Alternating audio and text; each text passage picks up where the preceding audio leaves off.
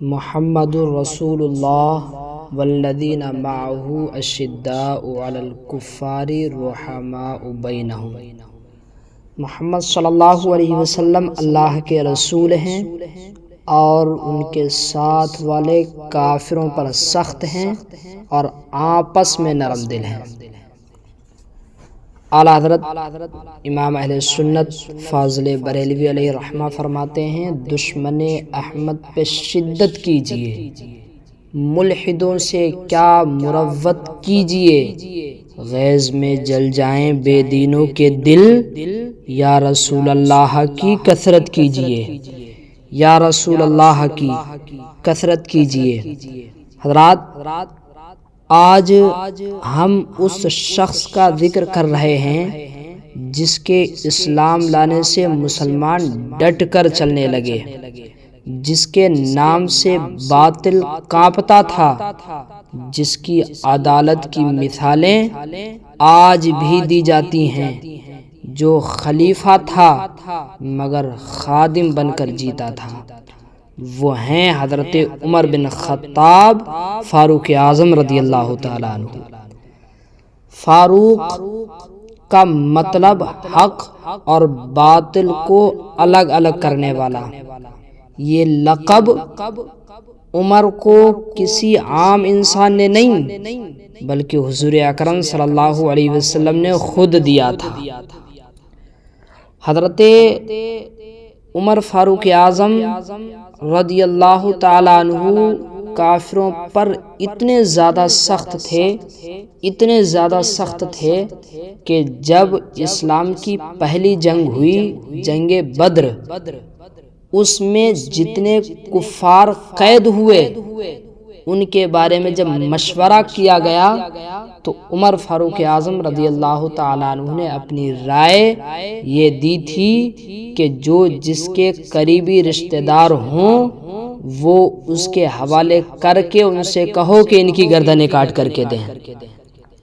حضرت عمر فاروق اعظم رضی اللہ تعالیٰ عنہ، اور یہ وہ عمر ہیں کہ جب یہ اسلام نہیں لائے تھے اور کفر کی حالت میں تھے تب بھی مکہ کے لوگ ان سے ڈرتے تھے، یہاں تک کہ مسلمان ان کے سامنے آنے سے بھی گھبراتے تھے۔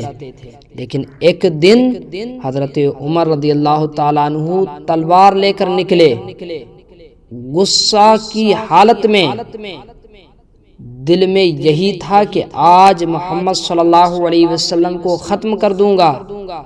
راستے میں ایک شخص ملا، اس نے کہا، عمر پہلے اپنے گھر کی خبر لو، تمہاری بہن اور بہنوئی مسلمان ہو چکے ہیں۔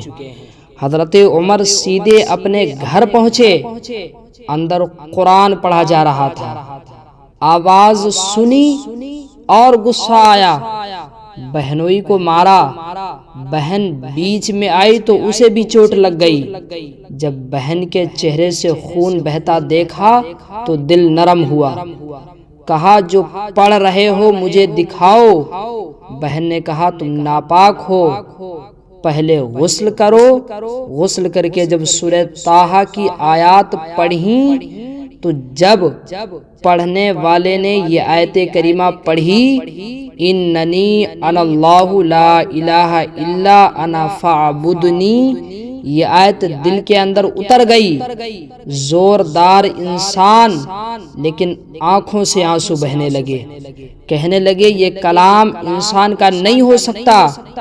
پھر حضرت عمر فاروق اعظم حضرت ارقم رضی اللہ تعالیٰ عنہ کے گھر پہنچے اور وہاں حضور اکرم صلی اللہ علیہ وسلم کے ہاتھ پر کلمہ پڑھ کر کے مسلمان ہو گئے۔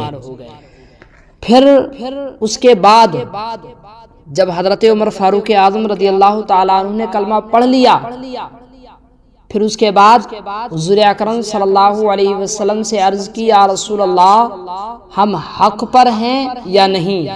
حضور اکرم صلی اللہ علیہ وسلم نے فرمایا ہم حق پر ہیں۔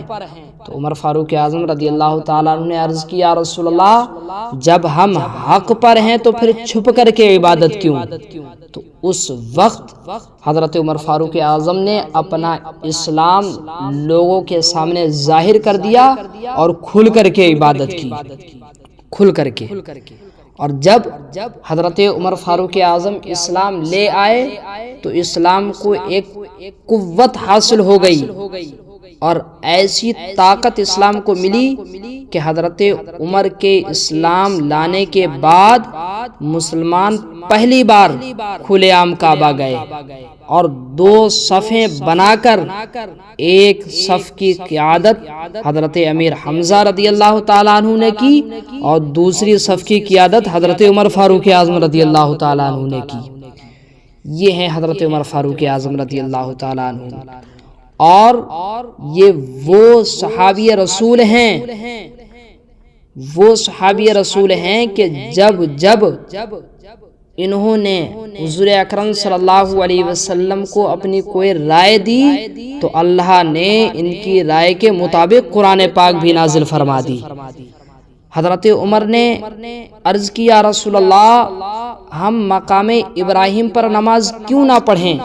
تو اللہ نے آیت کریمہ نازل فرمائی وَاتَّخِذُوا مِن مَّقَامِ إِبْرَاهِيمَ مُصَلًّى، اور حضرت عمر فاروق اعظم رضی اللہ تعالیٰ عنہ کی رائے سے ہی پردے کی آیت کریمہ بھی اللہ رب العزت نے نازل فرما دی۔